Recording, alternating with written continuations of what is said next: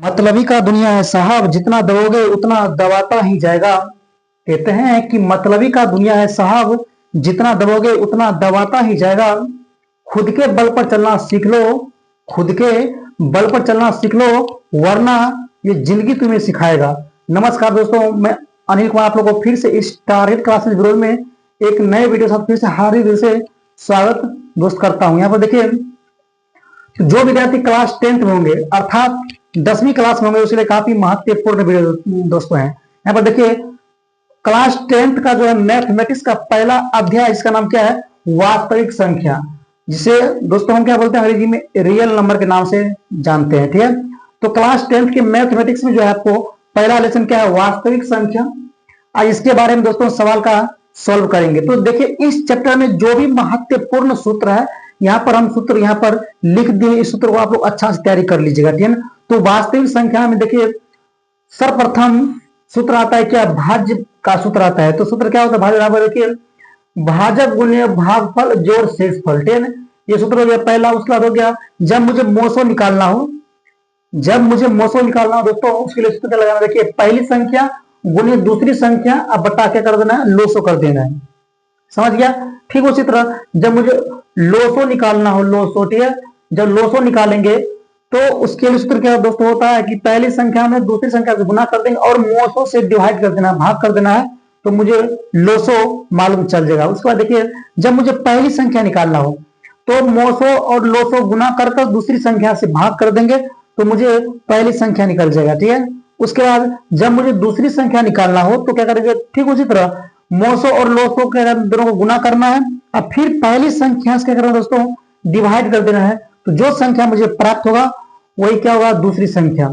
अब देखिए, एक क्वेश्चन एक्चुअल में अधिकांश ओजेटी में बहुत पूछते रहते हैं कि जब एक परमेय संख्या और एक अपरमेय संख्या को जोड़ेंगे, घटाएंगे, गुना करेंगे, भाग करेंगे, इस चारों प्रक्रिया में है दोस्तों क्या होगा? अपरमेय संख्या ही होगा। याद रखिएगा, जब एक परमेय संख्या और एक अपरमेय संख्या को चाहे जोड़ने पर या घटाने पर या गुना करने पर या भाग करने पर, चारों प्रोसेस मतलब चारों प्रक्रिया में आपको क्या होगा? अपरमेय संख्या ही आएगा।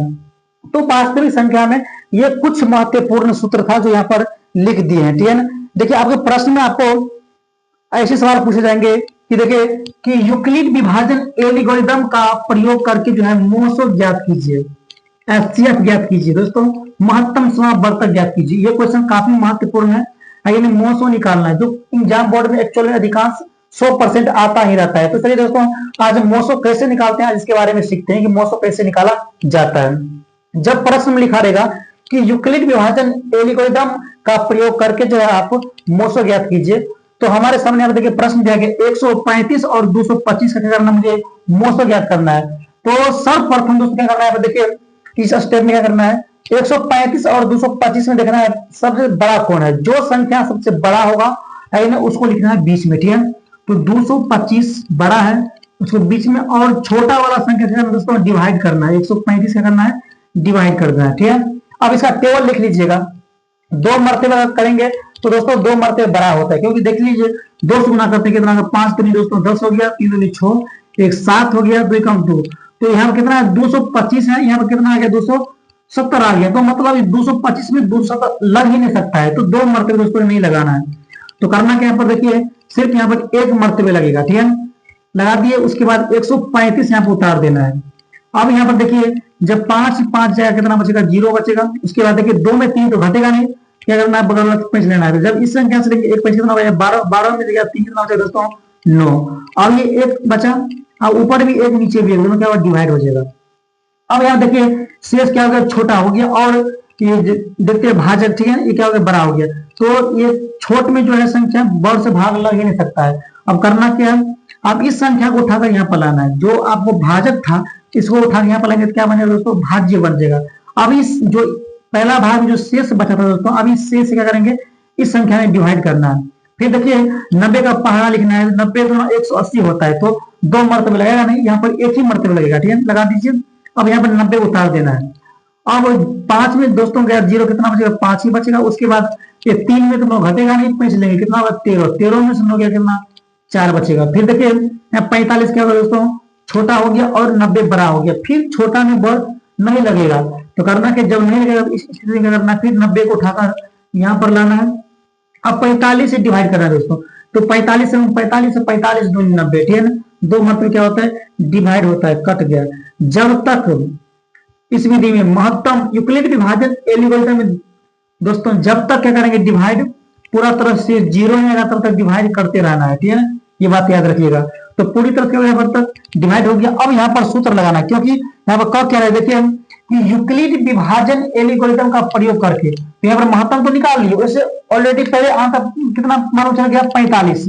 तो मुझे डायरेक्ट आंसर नहीं लिखना है, क्योंकि यहाँ पर सूत्र लगाना है किसका, यूक्लिड विभाजन का, ठीक है। तो यूक्लिड विभाजन का सूत्र दोस्तों यहाँ पर लिखवा चुके हैं, क्या देखिए, भाज्य बराबर भाजक गुने भागफल जोड़ शेषफल। दोस्तों ये सूत्र यहाँ पर लिख देना है, ठीक है। तो लिख दीजिए, भाज्य बराबर क्या होता है, भाजक गुना भागफल, भाजक गुना भागफल जोड़ क्या हो गया, शेषफल।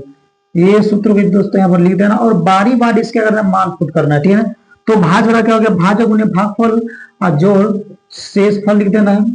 अब यहाँ पर देखिए, जितना इसमें दोस्तों डिवाइड हुआ है सब क्या करना है, बारी बारी से यहाँ पर लिखना है, ठीक है ना। यहाँ पर देखिए 3 डिवाइड यहाँ भाग हुआ है, पहला एक ठम हुआ, फिर 2 हुआ, फिर 3, तीनों प्रोसेस को दोस्तों यहाँ पर क्या करना है, लिखना है। पहला में चलिए, जिस संख्या में दोस्तों भाग दिए हैं इसे क्या बोलते हैं, भाज्य बोलते हैं, क्या बोलते हैं, भाज्य बोलते हैं। और जिससे भाग दिए हैं क्या होता है, भाजक होता है। और भाग देने पर कितना बचा इसे बोलते हैं भागफल, जितना मरते लगा भागफल। और नीचे जो इतना बचा उसे बोलते हैं दोस्तों शेषफल बोलते हैं, शेष बोलते हैं, ठीक है, याद रखिएगा। तो भाज्य क्या हो गया आपको, 225 हो गया। उसके बाद भाजक कितना हो गया यहाँ पर, 135 हो गया। फिर भागफल कितना हो गया यहाँ पर 1, और शेषफल दोस्तों कितना हो गया यहाँ पर 9 हो गया। ठीक उसी तरह करना क्या है, दूसरे भाग में चलना है। फिर बीच वाला क्या हो गया आपको, भाज होगा 135, और जिससे भाग दिए हैं क्या हो गया आपको, भाजक 90, और भाग जितने मरतबे लगा है वो क्या हो गया आपको, भागफल। और नीचे जो बचा है उसे क्या बोलते हैं दोस्तों, शेषफल बोलते हैं। एक डिवाइड और बचा हुआ है, ठीक है। अब इसमें क्या करना है, लिखना है। फिर जिसमें भाग दिए हैं वो क्या बन जाएगा आपको, भाज्य बन जाएगा। और जिससे भाग दिए हैं ये क्या होगा आपको, भाजक। और जितने मरतबे कटा है वो भागफल होगा, और नीचे जितना बचा है उसे शेष अर्थात 0 बच गया, ठीक है। तो यहाँ पर पूरा तरह से क्या प्रोसेस है दोस्तों बैठा दिए हैं। अब यहाँ पर क्या करना है, मुझे मोसो लिखना है कि नहीं। तो मोसो बराबर दोस्तों आंसर कितना हो जाएगा, मोसो बराबर देखिए, जहां पर सबसे लास्ट में कटा है कि नहीं वही क्या होता है आपको भाजक होता है। आंसर कितना है यहाँ पर 45 है नहीं, तो 45 क्या होगा दोस्तों, ये आपको आंसर हो जाएगा। जब प्रश्न पूछेंगे कि यूक्लिड विभाजन एल्गोरिथम का प्रयोग करके मोसो ज्ञात कीजिए, तो आप ऐसे ही बनाइएगा, ठीक है ना। प्रश्न आएगा तो आप ऐसे ही भाग, जब तक कटेगा नहीं तब तक भाग देते जाना है, ठीक है ना। ये क्या था आपको, यूक्लिड विभाजन एल्गोरिथम, ठीक है। तो ये इसके माध्यम से बता दिए हैं। अब जो है ये तो कंप्लीट हो गया। अब जो है दूसरा वीडियो लेकर आऊंगा दोस्तों, उसमें बताएंगे गुणनखंड विधि जो है मोसो और लोग कैसे निकालते हैं। याद रखिएगा एक बात बहुत इंपॉर्टेंट है कि जब प्रश्न पूछेगा कि यूक्लिड विभाजन एल्गोरिथम से क्या निकालते हैं, तो याद रखिएगा सिर्फ जो है मोसो ही निकाला जाता है, क्योंकि यूक्लिड विभाजन से क्या निकलता है, सिर्फ मोसो निकलता है, लोसो नहीं निकलता है। ये बात याद रखना, क्योंकि ऑब्जेक्टिव में बहुत बराबर पूछे जाते हैं, क्या बार क्वेश्चन बिहार में आ चुका है, ठीक है। याद रखिएगा कि यूक्लिड विभाजन से क्या होता है, सिर्फ मोसो ही निकालते हैं, लोसो नहीं निकालते हैं। और इससे जो अगला पढ़ेंगे अभाज्य गुणनखंड विधि, दोस्तों अभाज्य गुणनखंड विधि में लोसो भी निकलता है और मोसो भी निकलता है, ठीक है ना। तो अगला जो वीडियो है उसमें लेकर आऊंगा अभाज्य गुणनखंड विधि द्वारा मोसो और लोसो कैसे ज्ञात करते हैं, ठीक है ना। तो आज का वीडियो आपको सिर्फ मोसो ही निकला, सिर्फ कितना, यूक्लिड विभाजन एल्गोरिथम द्वारा, ठीक है ना। तो आज का वीडियो यहीं तक, रणवीर, जय हिंद।